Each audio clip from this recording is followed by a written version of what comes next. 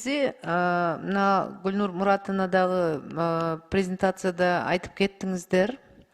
Презентациянын аты бул пенсиялык системаны реформалоо деген чоң мындай эме менен келдиңер да. Мен карасам, пенсиялык системаны реформалоо силерде көбүнчө бул, значит, увеличение эффективности администрирования у вас получается, да? Интересы пенсионеров здесь почти не улучшаются. Мына азыр кыргызча которуп жантан бери отурам. Рахмат, абдан жакшы презентация болду. Бирок бизде мамлекеттик тил кыргызча болгондон кийин эки тилде даярдаңыздар. Бизде баягы мамлекеттик тилди түшүнбөгөн да пенсионерлер болушу мүмкүн. Азыр бизди карап отурушат. Бирок мына азыр талкуулаган убакта мындай кылып отурабыз, өзүбүз кайра которуп. Урматтуу депутаттар, урматтуу катышуучулар, мына мен өзүм байкоомдо негизи бул презентацияда эң негизги биз көңүл бура турган жерибиз бул акырында келип эмне сунуш кылынып жатат. Кайсы реформалар? Карабайсыздарбы? Биринчи суроо. Гүлнур Муратовна, электроэнергиясы үчүн компенсациялык төлөмдөрдү жаңы пенсия чектөөдө жоюп салууну силер эме кылып атасыңар, сунуштап атасыздар да? Эмне себептен? Анткени биз деген пенсиянын базалык бөлүгү буга чейин пропорционально төлөнүп келген да. Мисалы 1780 сом, эгерде эркек киши 25 жыл стажы, айымдар 20 жыл стажы болсо, толук пенсияны алат. Андан азыраак болсо, мисалы 10 жыл болсо, пропорционально жарымын алат, 50%, 30% алчы да. Ошондо баягы эле Айбек Туратович айтып атпайбы, 700 сом алган пенсионер депчи. Аныкы бир 3 жыл стажы бар да. 3 жыл менен ошо 1780ден пропорционально получается бир 1/6 часть эле болуп калат, 300 сом. Анан өзү бир табат бир 200 сом, ошо менен 500 сом болуп калат да. Анан жанагындай сөздөр чыгат. Минимальный пенсия деген канча, анан кантип ошо минимальныйга жашаса болот деп. Анан азыр катуу тийди деп атпайбы, бирок чын сөз эми баягы 5 жыл стаж менен, мисалы меники уже 20 жыл стажым бар. Мне еще до пенсии далеко. Да, анан ошончо айтпайсызбы, жок дегенде бир 15 жыл стажды киргизишибиз керек. Анан пенсиянын базалык бөлүгүн азыркы реформада... Нет, конкретный вопрос вам задан же, Гульнур Муратовна. Отвечайте конкретно на вопрос. Зачем вы? Мы хотим отвязать от стажа, и вот всем, вот сколько стаж есть требуемый, ошого 1780 базовый пенсияны толугу менен беребиз. Ошондо биз кийин айтып калабыз, бизде мисалы пенсиянын базалык бөлүгүнөн ылдый пенсионер алган пенсия жок депчи.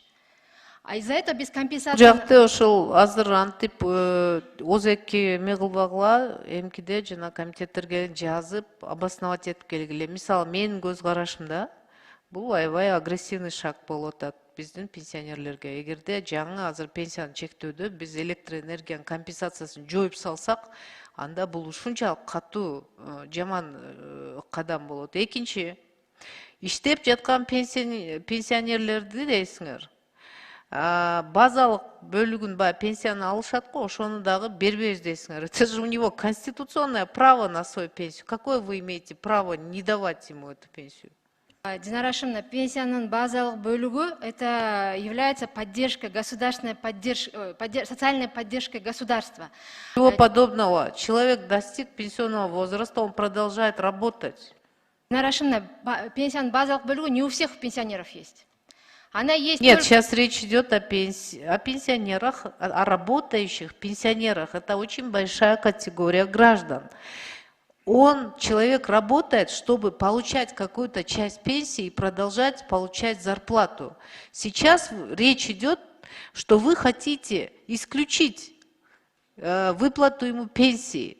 Нет, не пенсии. Только базовая. Это базовой части пенсии. Да, страховая он будет получать, потому что это его конституционно, он ее заработал. То же самое, надо расписывать. Вы сейчас говорите реформа, вообще о других вещах это идет презентация, потом раз вы предлагаете совсем очень странные вещи. Тоже распишите. У меня лично будут вызывать сомнения вот такие.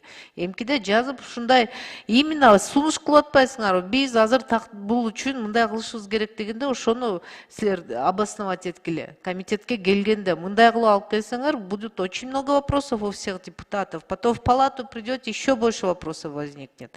Далее.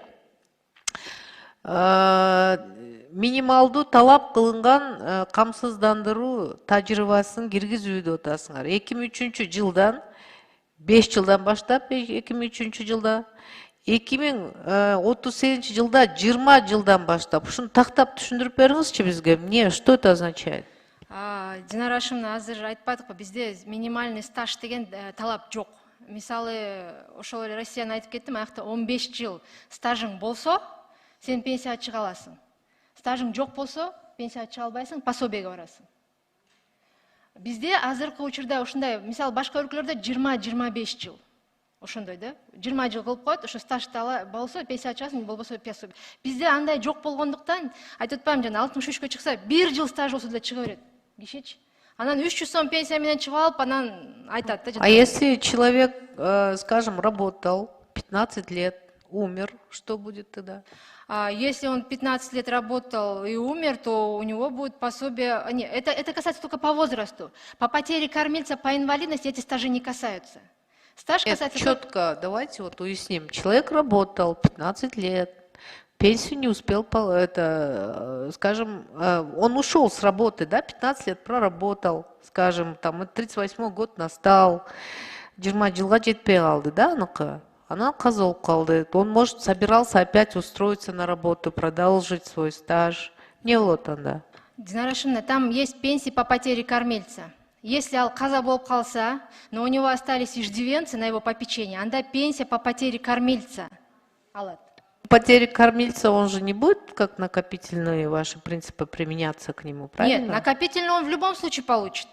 То есть его вы ему назначите пенсию, и его наследники получат в полном объеме. Хорошо, здесь тогда вопрос исчерпан. У меня лично вот такие, да, вопросы возникли, потому что вы в презентации говорите, а потом предлагаете меры вот такие очень даже, не все даже, мне кажется, это сразу этого. Я это просто потому, что передо мной бумаги лежат, да, вот эти распечатанные, поэтому я обращаю внимание. Поэтому комитетке келгенде жакшылап ушул маселелерди тактап жазып келиңиздер.